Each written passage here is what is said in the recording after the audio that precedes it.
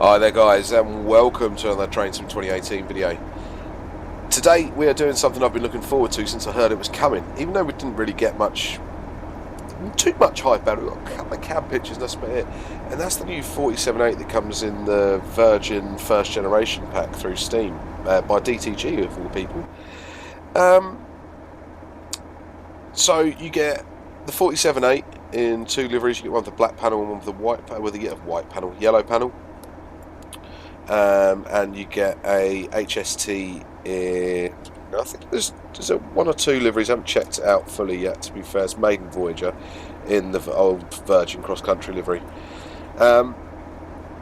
This has all come about because Virgin now have given DTG now have the license to use Virgin's logo. I am a bit disappointed straight away with with how poor quality that is. And I'll get into the rest of this thing. I mean, this isn't a complete rework of the 47. It's a very detailed upgrade. You could think of this a bit like an Armstrong Powerhouse enhancement pack without the quality of sounds. The Mark IIs that come with the pack, do you know, I'm actually quite impressed with them. Again, they're not as good as Armstrong Powerhouse's Mark IIs. But for DTG, yeah, I'm impressed. Actually quite impressed. The textures are a bit shiny and they're not quite as refined, but considering they've done this, and it means that we're going to have some that you can use. There's no tail light either, which is a little bit annoying. Maybe you can put that on and it's just not loaded up in the quick drive, even though I would have sort of expected it to be there in the quick drive. The passenger view is quite nice. No real complaints there with the view of it. The sounds of it still sound a bit pony, but you know, I'm being a little bit picky if I'm honest, because this 47, when you get in here, is actually really good. So where do I start with this? Okay, so DTG's usual inconsistent policy of releasing locos and at what standard and what detail level they do it at just strikes here massively, because this is actually really nicely done in here. The cab I'm really impressed with. The functionality, I am outstanding. I'm amazed. I am really taken aback by the functionality of this. I haven't had time to play through it properly, but I did a very quick 2-second sort of tester with it on the West Coast Main Line, just to make sure my West Coast Main Line North was all installed properly after my second reinstall since 2018. And I was like, actually, hang on a second. And I will be honest with you, I went and looked at the manual. Yup. I went and looked at the DTG manual. Now, usually the DTG manual just says, this is a train. Go to Academy.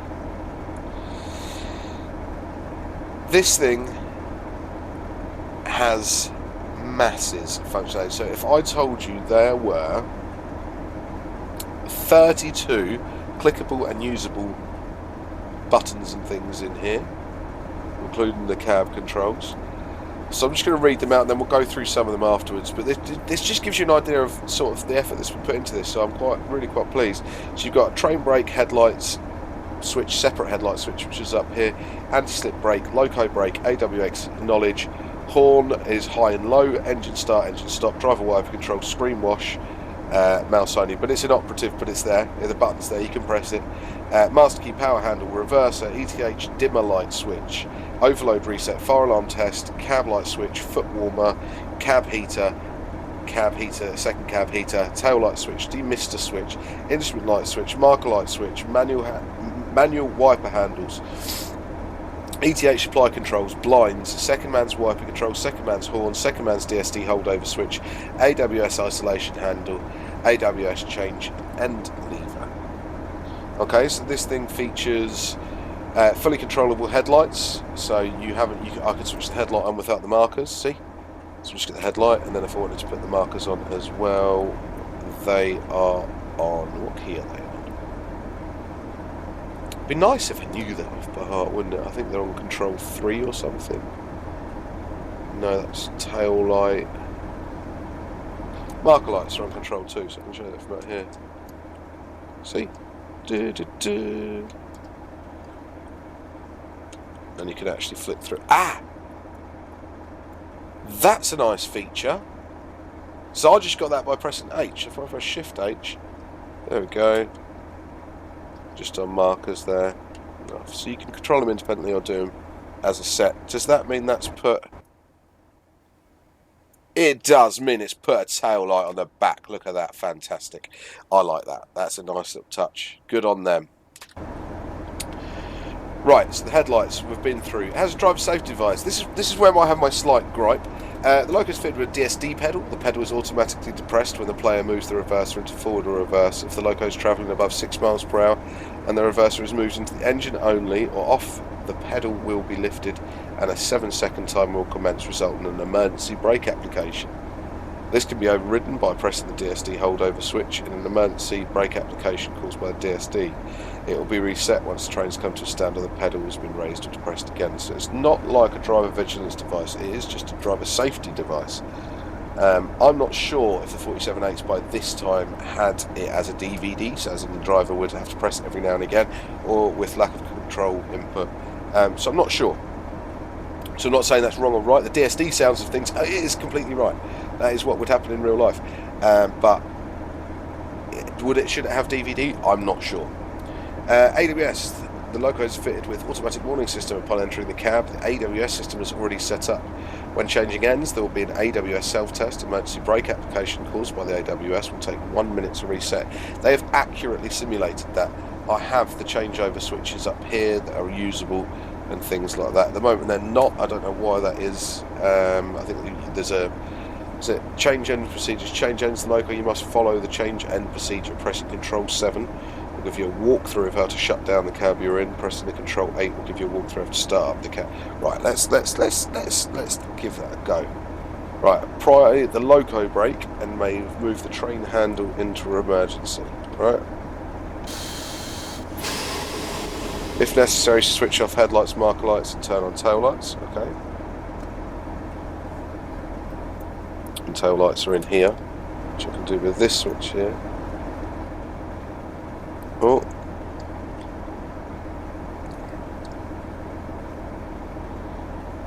Move the reverser to off and take out the master key. Close the AWS change end lever. Those I can't seem to change at the minute.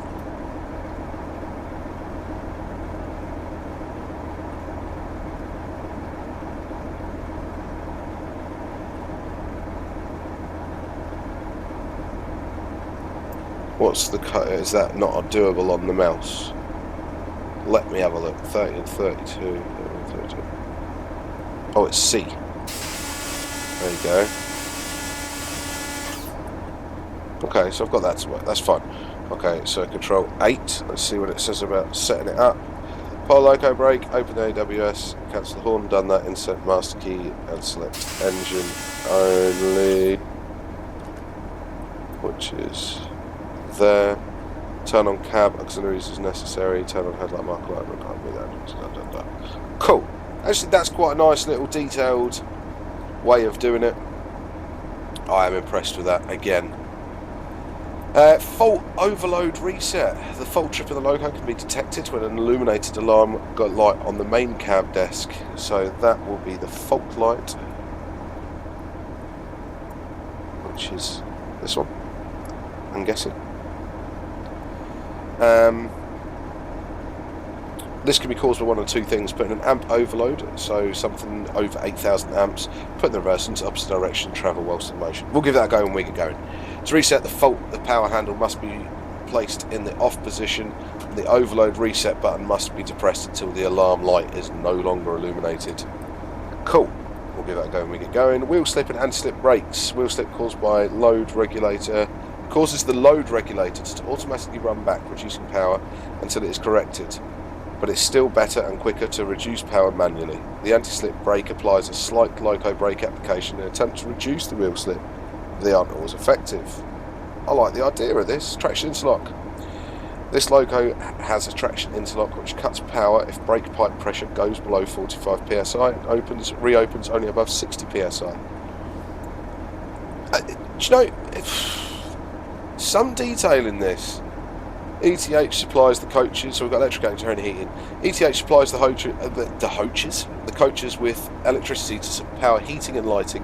When it is activated, it will cause the engine to go into a high idle. The ATH load varies with train length, and the ETH load does not affect traction performance. When light engine, the ETH will automatically cut non-continuous circuit. The train heat on light will illuminate when the ETH is in operation. This light can be dimmed when the ETH light dimmer switch. Wiper controls. The wiper controls have 3 positions. Stop, which halts the wiper where it is and allows manual wiping. Run, which allows the wipers to run. And park, which allows the wipers to move in its park position. So you can manually squidge, like the 37.4 that came with the West Highland line. That's the blind. That's not what I wanted. Here. There we go. See? That's pretty cool. Right. Okay. Let's get this bad boy set up and then we can go. So what I'm going to do is, it's a pretty miserably autumn overcasty day, even though it looks quite nice. It's meant to be winter. I tried to make it as nice as good looking as I could for this run. But it's cold. It's cold. So I'm going to want my foot warmers on, my cab heater, because everybody knows the 47 was drafty as hell. I'm going to need my desk lights on. I'm going to need my marker lights on. My tail light is now off. My headlight is now on. So if I go to the front, we'll do a double check. Yeah, there we go. My tail lights are still on, so there we go. Turn them off now. Have a look. Yep, fine. Have I got, even though it'd be the guard's job, I haven't. So how do I get that to come on? There we go. So when I look at my front, yeah, brilliant. Okay. So how I got that on there was just by pressing H again. So my cab's come alive a little bit now. Next thing I want to do is stick my train heating on. Just put that on. So I've noticed the engine note go up, but not the RPM on the gauge. We've got a slightly different exhaust plume.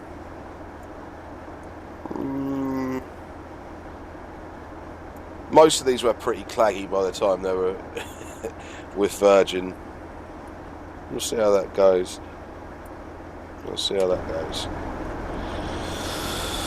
Alright then. So the dimmer switch for the train heat lights and the ETH light. So ETS and ETH are the same thing. Electric train supply and electric train heating are both the same thing. ETH is no, electric train supply I think is the no. ETH or ETS, one of them is older than the other. Nothing on the CSR there. DSD pedal can be pressed. You get that view, then you get this one where you can do. You've also got, this is the washer button, but it doesn't do it. I mean, that's just having the button there. You guys know what I'm like with things to be able to click. DSD hold over pedal, I've got that over here as well. This switch at the end does nothing, but I've got wiper controls. I've got no hot plate controls. But again, I'm not too fussed really. Everything else is nice. So you've also got that cab view, which I quite like. I like the way they're putting in these different views. It does make me smile. I'm not sure I like the whole smoking sitting there. And it does look, I quite like the way it does look a bit drawn on. Yeah. Okay. Let's get a move on.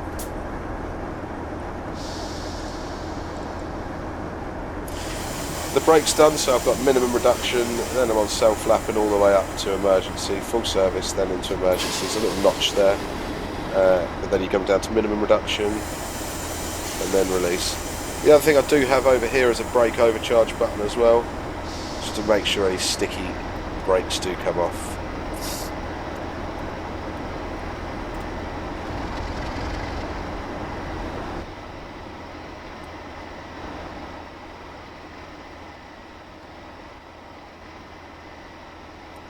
Stick it in shunt just to get it moving.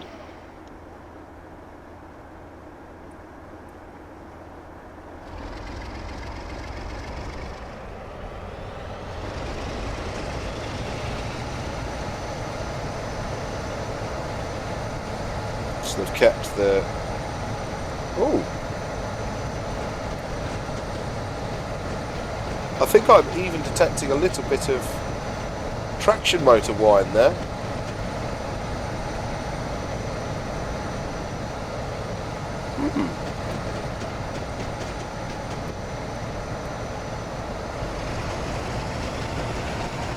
There's a second set open on the intakes.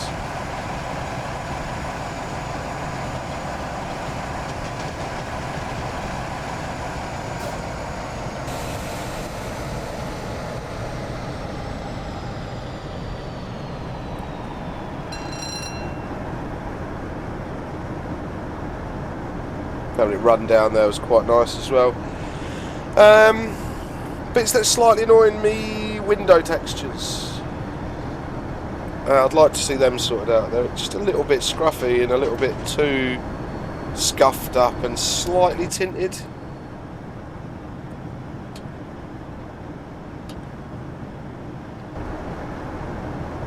And I mean, on the outside I've got this, it's like, those of you that are railway modellers will know what I mean by this.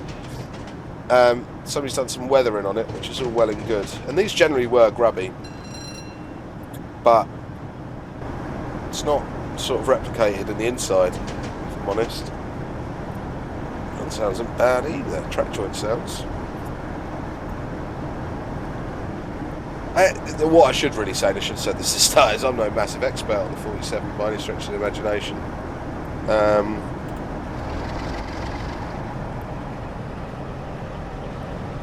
It doesn't have any opening windows, which I think will probably be a limitation of the original model, because this isn't a whole new model. And I mean, exterior wise, it's had a touch up, but it's no drastic, huge. Bogies are still very dated. The wheels look better. I will add, the wheels are better. Some of the battery boxes and stuff and fuel tank and that look a little bit nicer. The shape looks... not going to comment.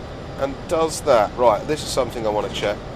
I've got a button that gives me compartment lights. A switch, sorry, is what I should have said. Not a button. Ah. Okay. Let's get that demister on. Maybe it does mist up. Maybe that's what I'm... Now, I don't know if it does do that, but that might explain a bit. Does look a little bit misted, doesn't it? Let's see if that buggers off with the demisters on, eh? Now that I'd like.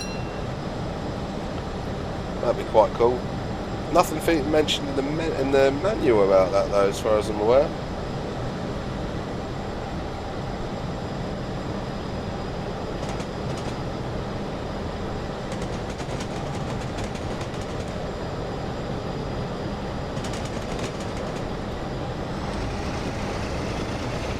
So we've got 95, so I'm going to give it a thrash for a minute.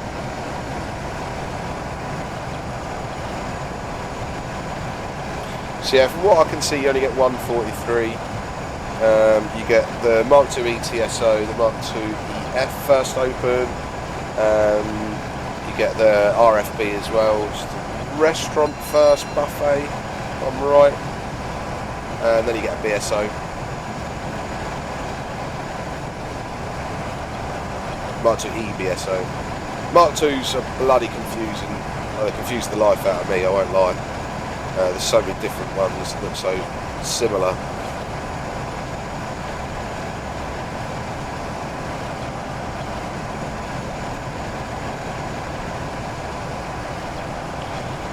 So how are the physics? Not even ever driven a real 57 myself.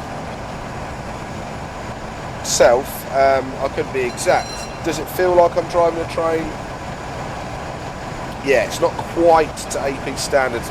Think of it more like the West Coast Main Line over Shat 47, which I was still quite impressed with and still quite liked. And the sounds aren't awfully terrible. They're a bit samey.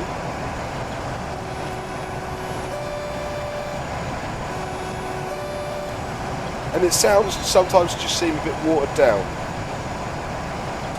But apart from that,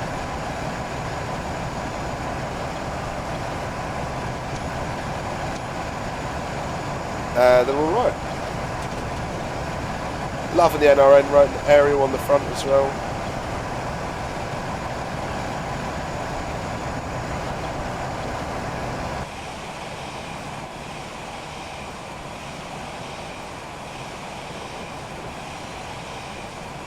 You ain't going to be sitting in here for long, are you? Listen to that.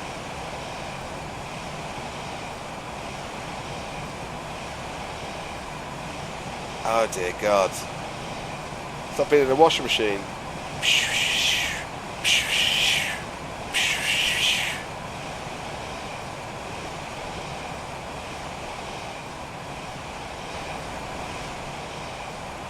Oh, the touch of the dirty windows, that's quite nice.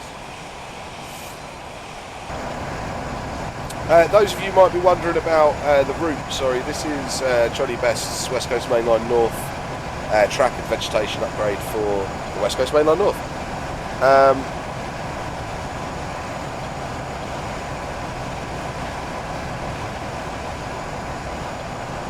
Yeah, okay. The Mark 2's nice, sorry, it's getting a bit caught up. Not massively pleased with the texturing on them. Yeah, they're pretty basic to be fair, but it's a nice effort. It's a good effort. It's nice to see them in there. I'm actually not going to call out DTG on this whatsoever. In fact, I'm really impressed. Probably one of the most impressive things I've seen come from DTG of late. As far as I'm aware, this isn't a third-party developed product either. This is in-house, as far as I'm aware. If it's not, somebody please feel free to correct that in the comments. But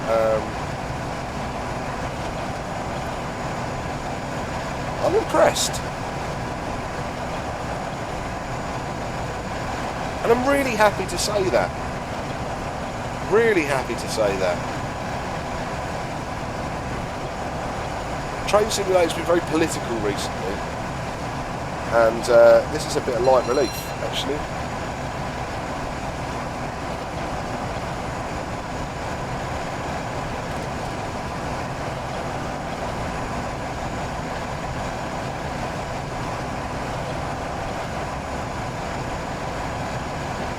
I can see myself driving this. I'd love to see a Rail Express Systems livery variant.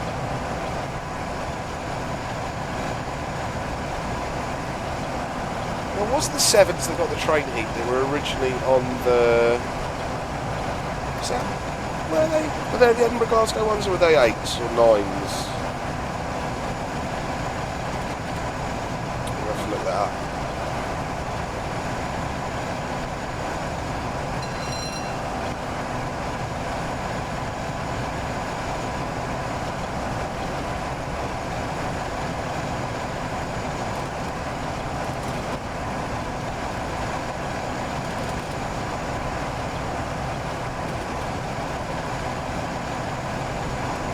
Just go through all the subclasses. So we want 47 6s and 47 9s, no, 47 7. It was, these were the Edinburgh to Glasgow ones. They put the TDM.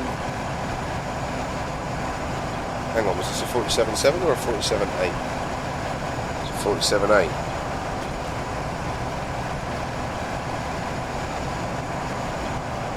What was the crack with the 47.8s? Ah, they had the extended fuel tanks.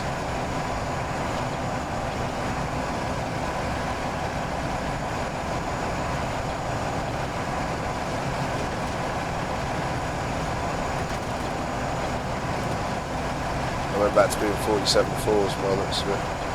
So what it says here is the last of the original 47.4 conversions, from 47.650 to 47.665, were fitted with extra fuel tanks, giving them extended range. 4 earlier Class 47.4s were also converted in 1989. It was decided to give these locomotives easily recognisable. Doesn't make any sense, does it? And so these locomotives were numbered into their own series of 47.801 to 47.820. At the same time, further locomotives were fitted with extra fuel tanks and renumbered in the series until they eventually reached 47.854. After the privatisation of British Rail, locomotives in the 47.8 number range were mainly used by Virgin Cross Country until the introduction of the Voyager trains.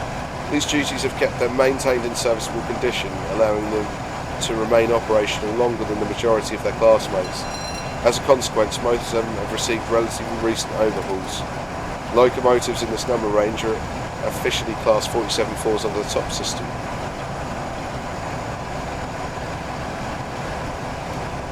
So it looks like West Coast Railways have got a few 47-8s. Rail operations groups, it'd be nice to see one of these done like that. That'd be really good. They seem to be hitting the 95. I know not many of the 47s by this time could get to their 95, but and we are climbing.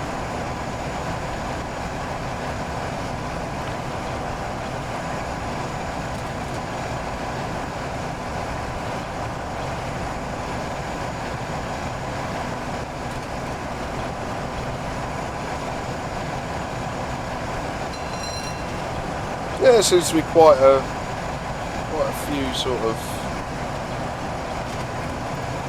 these still kicking about. I'm not brilliant with the subclasses of 47s, so do bear with me. I'd like to see this used on other 47s, is basically what I want to say. With the cab and the stuff, and if we could get those, the AWS clear sounds, everything that are lovely. If we get the engine sounds from the AP sound pack, I'd be a happy man, and the horn and stuff. I know they won't transfer this over just because it's the Virgin branded one. I'm hoping some of the lovely, wonderful freeware creators out there might come up with a patch for us to use, which would be beautiful, really.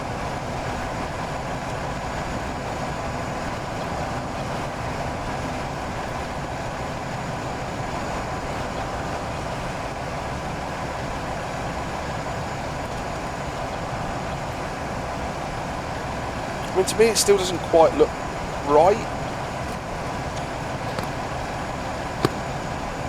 but I don't know if that's just my eye or what.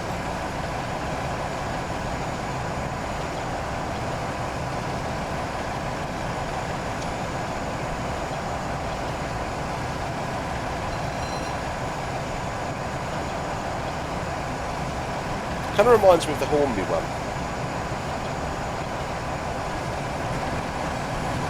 Oh yeah, we'll get a fair bit of lean. If I do that, look, we're well in the red. Because I'm probably doing the EPS speeds anyway here. Also, because there's no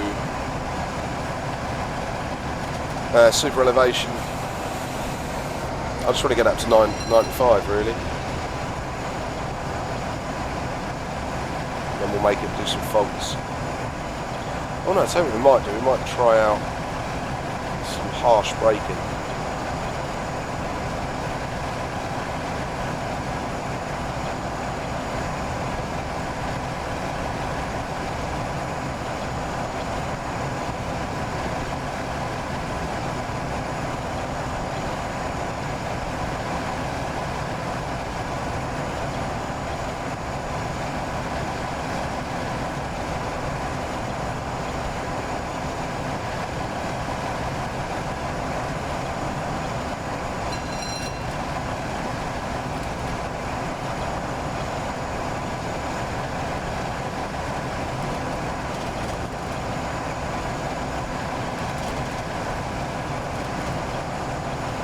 That demist button's not done much to my windscreen, to be fair, has it?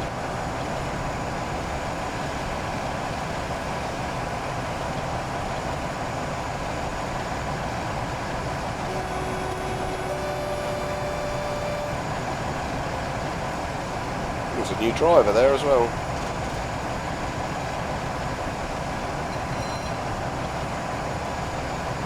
Nice there, mate.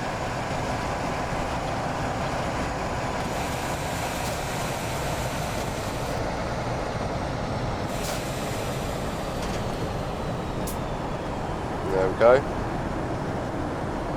So we've got the alarm light. We now can't correct that. So we're going to have to come to a stop. So we get our full service, shall we? Full stops.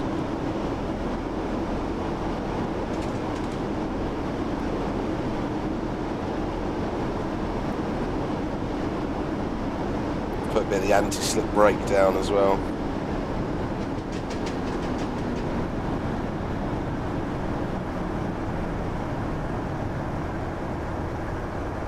Jeez! The sounds are not bad.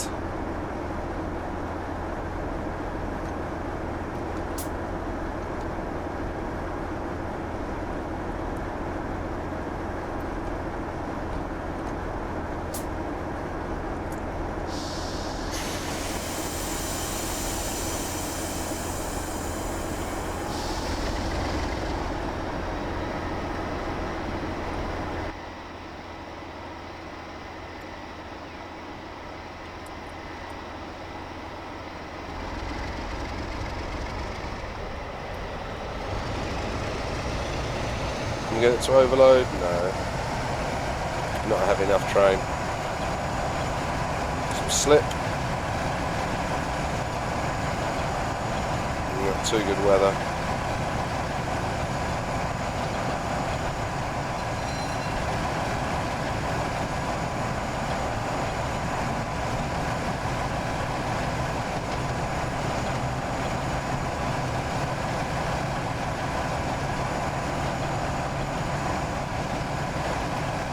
Yeah, I mean, I don't know how sold I am on the physics. They do look like they could be a little bit extreme. But no, what can I say? All in all,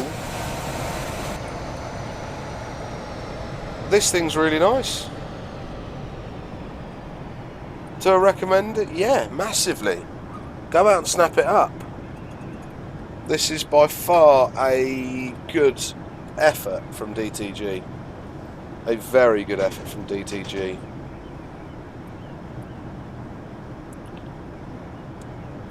And as soon as the community have had their way with it for a little while, there'll be a lot more 47s running around, trust me. An awful lot more 47s running around. I mean, yeah, there are things they could have done. I'm a fan of an open indoor. It doesn't really bring anything to the game, so nah. Open windows, I'd like to have seen those.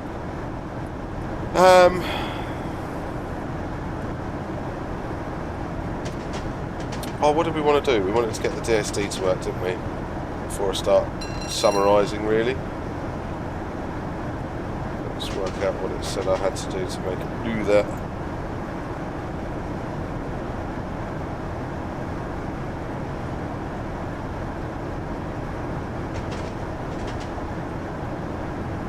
Right, we need to move it into off. And reverse it into off for more than 7 seconds.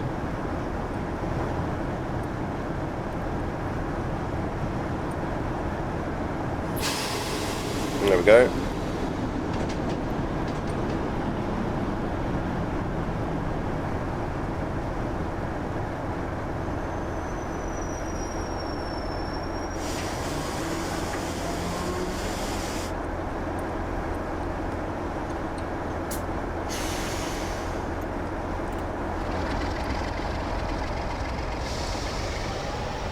And off we go.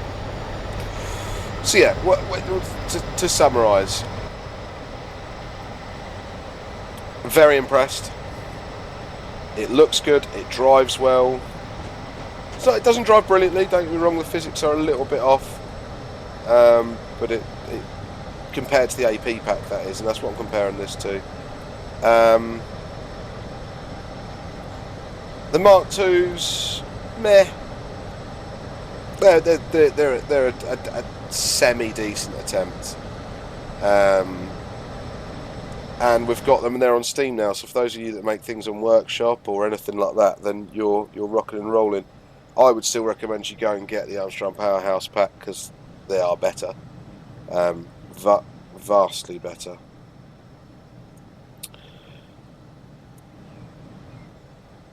Yeah, they are vastly better, aren't they? But I mean, they're not bad. Well done. Well done. Fair enough. You'll get a follow-up video of the HST, so I'm not going to go into that. But for $11.99 alone, it's well worth it for this 47 in those coaches, I'd say. As AI, they're not going to be as RAM intensive, they're not going to be as resource intensive as the Armstrong Powerhouse ones, so by all means whack them in for AI. it's a definite, it's a must for me. I think